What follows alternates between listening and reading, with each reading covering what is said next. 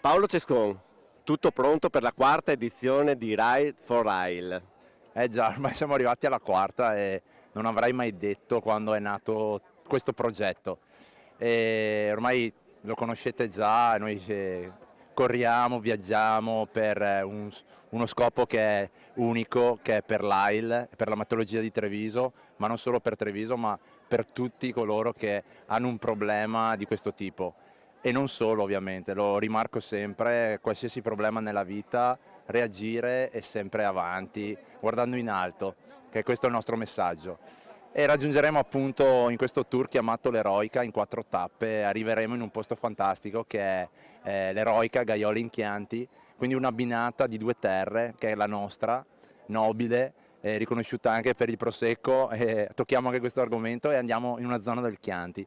Questo è un po' il Goliardica la cosa, e anche perché c'è anche divertimento oltre alle cose importanti nella vita, quando c'è un po' di ironia e divertimento poi tutto riesce meglio e più facile. Ma assolutamente sì, una grande giornata, come dicevi te, soprattutto di solidarietà legata allo sport, legata anche a 2 territori meravigliosi, e ci auspichiamo che sia un'altra dei viatici che ci porterà a una grande soddisfazione domenica. Stiamo aspettando tutti con grande entusiasmo la possibilità di diventare patrimonio dell'UNESCO, e anche queste manifestazioni sono quelle che fanno la differenza, per cui grazie a tutti di essere qui oggi. Sì, la Regione non poteva mancare a questa partenza. È un piacere e un onore essere qui, soprattutto perché quando ci sono queste manifestazioni che fanno del bene, col sorriso, unendo lo sport a quello che è la solidarietà e la beneficenza, la Regione deve essere presente, quindi è questo il significato della mia presenza qui oggi.